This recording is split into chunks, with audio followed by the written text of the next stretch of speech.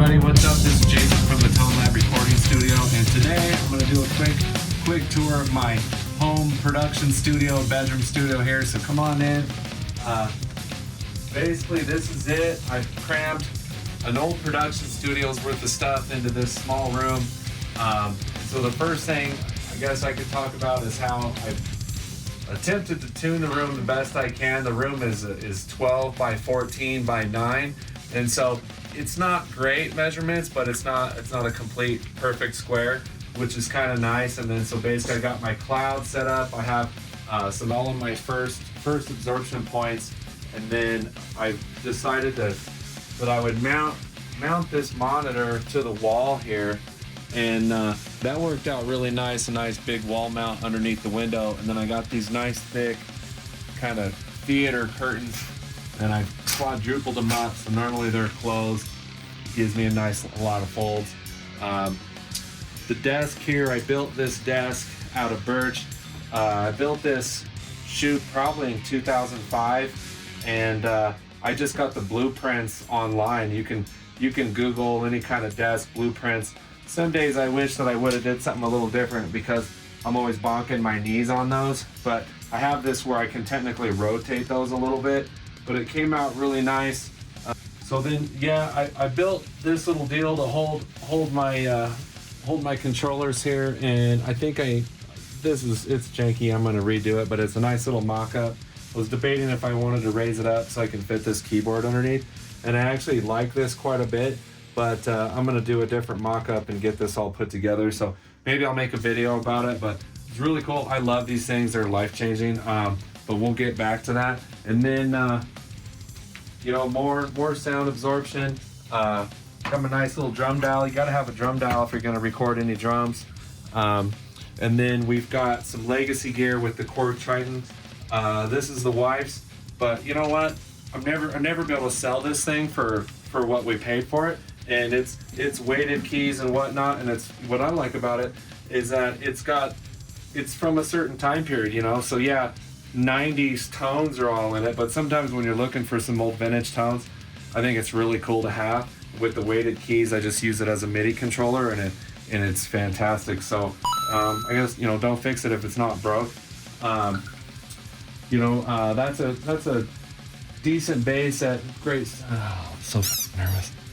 I mess up bad. That's one of my favorite basses. I got the Schecter Studio bass. What's cool about this thing is it's a prototype, and so it's got the Proto on there. This thing's great, but 18 volts. That thing, as far as metal's concerned, that thing will get it done. And what kind of studio doesn't have a slapstick, right? I gotta go through that. This thing here is kind of wild because it's one of those ionic air purifiers. And what's amazing, these were like a big fad, back in the 2000s, but then maybe they create an unhealthy level of ozone. Well, I'll tell you what, for getting dust out of the room, these things are fantastic. And it always smells like rain in here, but am I breathing unhealthy levels of ozone? I don't know, maybe, but my stuff's not dusty, so I'll deal with it.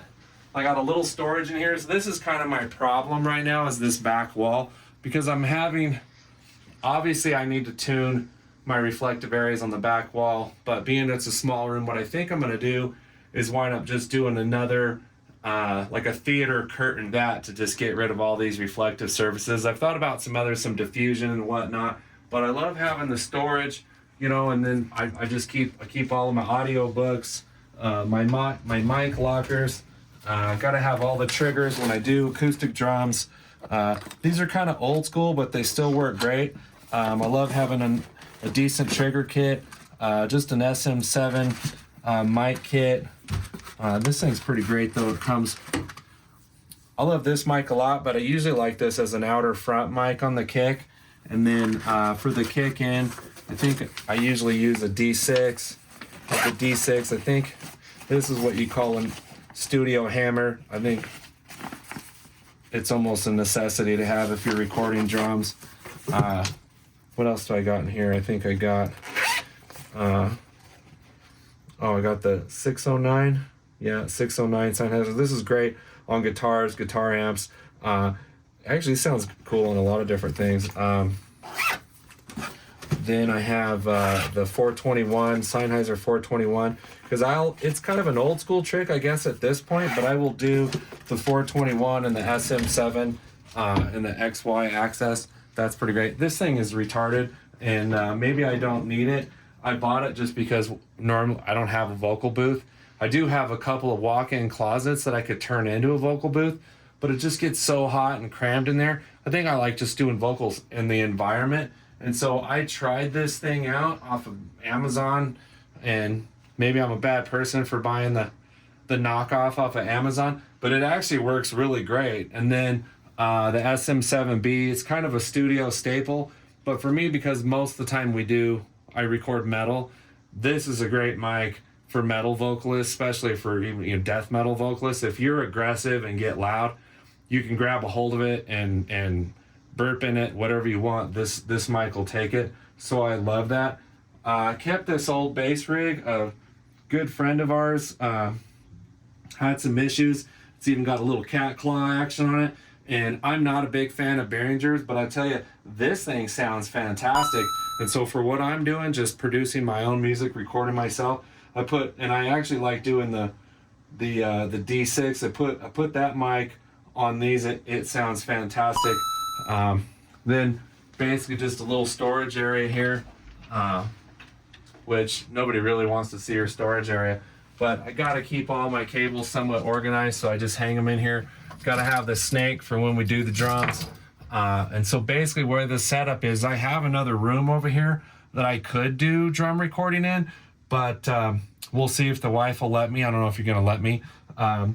Yeah, I got the DW 9000 pedals. These things are great. The way I see it is like, if the drummer wants better than these, they probably have their own pedals. But if not, if I record, some of the younger kids and they don't have great pedals, I have those there for them. Just more cables and whatnot. Nothing too special, but I've crammed that all in that nice little walk-in. And so when I reamp, I'm super jealous of all the studios that have all the different amps, but the triple rectifier will get me there. Got the traditional cab, rewired it. It's got the greenbacks, vintage 30s in it, and I traded my old Road King cab for that cab. So shout out to Tony, you're welcome. But I just like the tighter when I'm reamping and tracking with this. The smaller, tighter cab to me just sounds a little bit better. Don't have a great guitar collection. I love this bass. I just got this a while back. I thought that the fanned frets and all that is kind of a gimmick, but once I got this, because ultimately I'm a guitarist at heart, but it plays fantastic. I love this thing, and it has the Bartoloni pickups in it. Sounds fantastic. Maybe it's a little bit too mellow for my taste. I might switch those out to the Nordstrands or something, but we'll see. The Schecter KM7, I think this is a 2. This thing is fantastic. This is my main guitar that I track with. It has the Fishman Fluence with these are the Keith Merrill versions. They're fantastic with the fact that I can go passive and then active. Love this thing. Can't get rid of that. Gotta have decent acoustic. Nothing too special. I wish I had a Martin or something, but you can't go wrong with Yamaha. This is actually the wife's acoustic, but bone nut and some stuff. This thing sounds fantastic for what it is.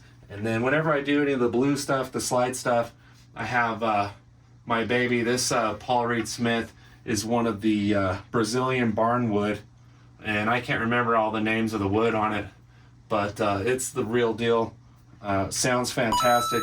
And who would have thought that with the soap bars and the F hole, this thing actually does metal awesome, even though I don't really use it for that. Sometimes just picking around it sounds fantastic, sustained for days. Then I have just an old Schecter She-Devil with the blackouts in it. This thing plays like a stick of butter, though. I love that thing. And then another Jackson 7. This was one I used to play shows with just because it was so easy. One EMG and one knob, and let's go with the Mesa. Like it works perfect. So I'd like to upgrade my amp collection, but have the Fender bass breaker. I got that for some different tones, but I don't know. It actually sounds a lot like the Mesa, so I might sell that thing. As I go through my rig here, I'll start with the PC. A lot of people, a lot of Mac people, a lot of PC people. There's a big argument. I don't really care. I'm not going to get involved with that.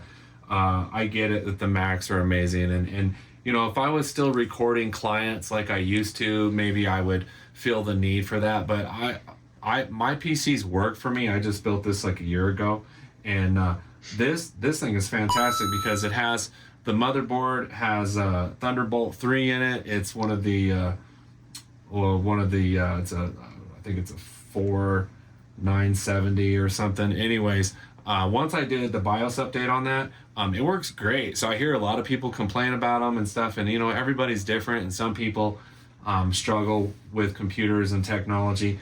I don't have a problem with PCs at all. I'll get up to 60, 70 tracks, no problem. Then, as I was saying before, I wind up switching. I thought about getting the Kemper, which is a good amount of money. You know, I was like, well, if I got a Kemper, maybe a Power Silk, and mix that with my Mesa triple rectifier, I would get a lot of good tones. But I went ahead and tried this. One of the reasons I love this so much is it has the amp out, so I can run back out. I can capture my amp, make my own IRs, put them back in, and I love that software. I think I call it IK Multimedia, the Amplitude. I don't think they get enough credit, especially if you go on Tonex and whatnot. Not only can I upload my amps, I can grab other people's amps, and is it as good as when I reamp my own rig? Pretty dang close. I mean, it's apples and oranges and who recorded it and how well they're doing it.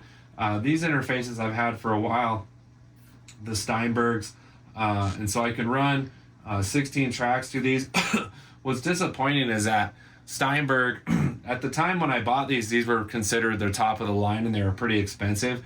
And then later on, they don't support them anymore. And at the time, I remember thinking I was going to buy like an RME or something, and which is great. And if I would have bought that, it's still supported. Yeah, it's old, but it's still supported. And so I say, hey Steinberg, I love you. You're fantastic. But if you're gonna make higher end stuff or call it higher end, don't stop supporting it. Now I know they did because this is a FireWire and everybody's either USB-C or Thunderbolt now.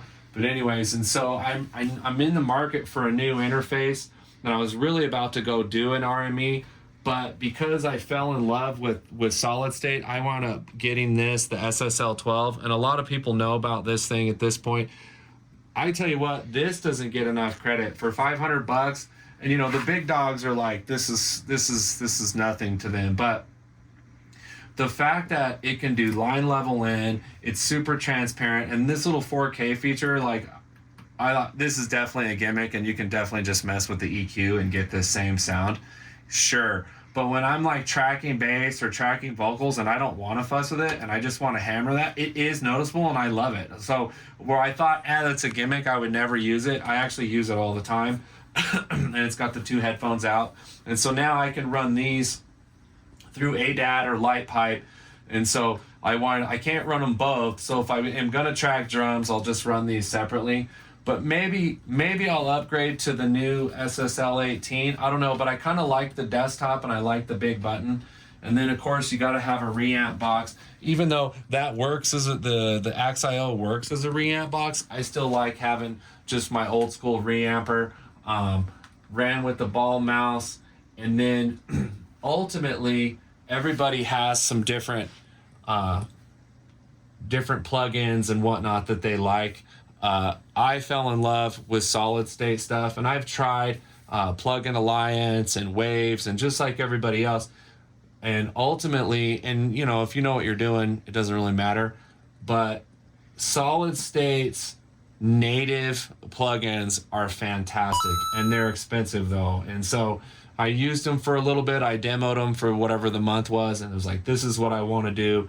And so it's like I can buy the plugin for, I don't know what it is right now, $300, or I can buy this unit for $400 and get 3 plugins plus this.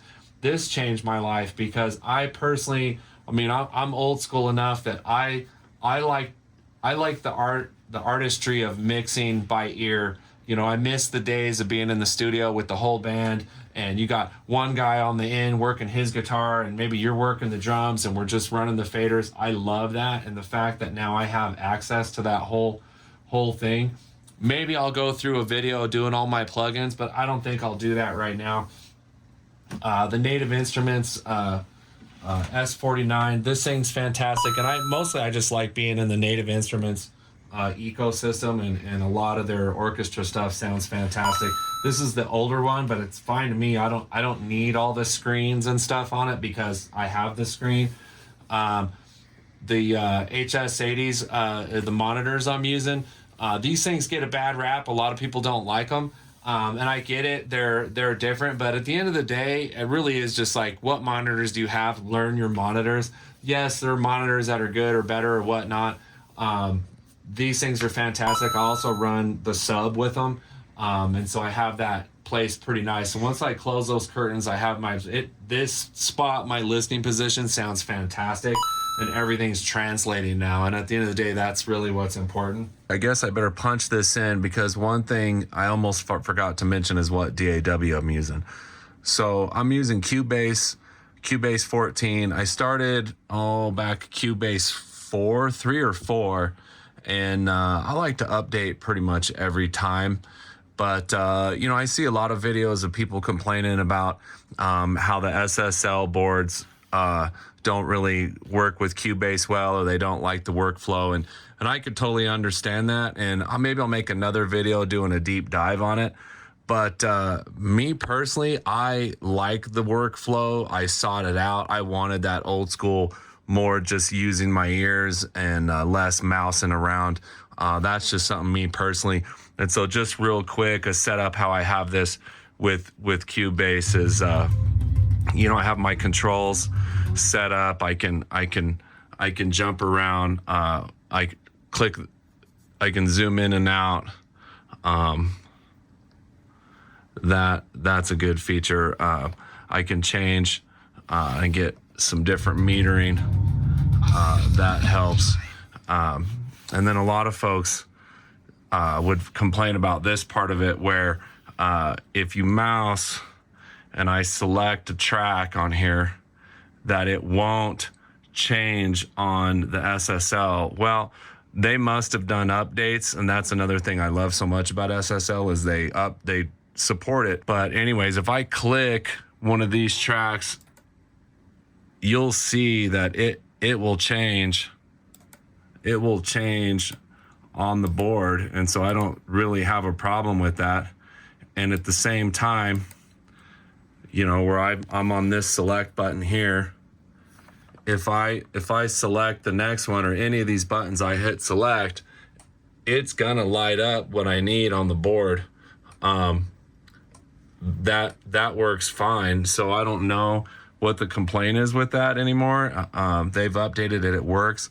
Another thing I like is if I need to pull up, you know, with Cubase, if I need to pull up, you know, my edit button, or if I want to open whatever plugins I may have on something, there's no problem. I can toggle them on and off. I've programmed each plugin set here in a switch, my different screens. If I want to shut those back off, it's not a problem. And so if I want to switch back to my canvas, back to my mixer, I love it. And then, you know, having these different with the VPOT setups, I can make another video going in on it. But the way I've got my read and writes and the setup, I absolutely love it. One thing on the UF8, if I hit this dial and I turn, like it'll change and it'll highlight, you know, in groups of 8. That's great. And then I can scroll, I can bank over in groups of 8. The one thing is it won't move my screen, that it'll just sort of stop. But if I use the UF1, I can totally move this screen. So it'll move all I want. Now, some people say, well, that takes forever. I don't really think it's that big of a deal. But usually when I mix, I mix in groups, whether I'm in my mix buses, I'm in drums, I'm in guitars. I kind of go and sections anyway. So again, I just prefer the workflow. And so when I go, let's say I have my mix buses over here in yellow. If I select one, like the kick, for instance, and then I want to open up, you know, my SSL strips. And so a lot of people don't like that as well. Like, well, if you use this, you got to put a strip on every channel. I wanted to do that though. So I personally like putting the strip on every channel. I didn't like is that sometimes when I'm on this, let's see if I can zoom in a little bit. I'll figure out a way to do this better. You know, the only time you'll see a number is if I hover the mouse over it. That was something at first that used to bug me because I got used to mousing around. I got used to seeing that number. Well, actually, it's right here. And so there's my frequency number. That, like, so if I need to see numbers, when I'm, let's see if I can zoom back out. When I'm on the numbers, like, it actually showing me everything I need to see. So mission accomplished. Again, I think it's a great setup. It's really changed my life, and I just wanted to punch that video in. And then I don't have a lot of hardware, but I do have a few things. I wound up getting the Art Pro MPA2, and then I changed the tubes out to the JJs. This thing sounds fantastic, and for the money, yes, obviously you get what you pay for 100%. But running this into my SM7B for aggressive vocals is fantastic. Being able to change the impedance, I like it. I like it a little hot. That thing sounds great. And a lot of times too, I'll take a mix and I'll run it back out and run it through that. And then I got the SansAmp, the Geddy Lee preamp. This thing is fantastic as well because it has the RBI drive on it, and so I can get all the metal drive for bass that I want, but then I still have the clean channel with just saturation and just a deep tone. And I love being able to mix that clean and deep and my overdriven tone, and then of course I can run direct out. And then if I want to reamp, I can do that. If I want to use my own IRs, I can do that. That's really all. I mean, the bass tones, in my opinion, are fantastic. Gotta have a tuner. Oh, and I forgot about my little Elisa's trigger brain. This thing is old as shit, and it works fantastic. I can still just run that onto my triggers, trigger your whole kit, run that in, and I get all my MIDI, I can edit, and that stupid thing works fantastic. And so that's pretty much it. That's the little home spot I got crammed into this room. I have a drum kit that's sitting out there in the hallway. It's a decent kit, and if I want it when I do drums, I can do them in this other room over here, or even have another room over there. Hey, thanks for stopping by. Drop a line in the comments if anything you think you'd like to talk about, or give me some advice, or ask some questions. I'm here to help, and I'm looking forward to doing more videos. Still super nervous at this. We're not very good at it, but I think the next video I'm going to do more in the box here and show as we're mixing through our next song, I Am the Science. And then we might even do a video with like a panel of a few people I know, some musicians, some artists, and people in different states that I'd like to have a conversation about AI and how it's being used, what's ethical, what's not ethical. Are we gonna just shun away from it? Are we using it at all? I think it's here and we need to talk about it, and I think it'll be a fun conversation to have. So thanks again for stopping in and checking out our second video of our little bedroom crammed in setup, and hopefully we'll see you again soon. Thanks.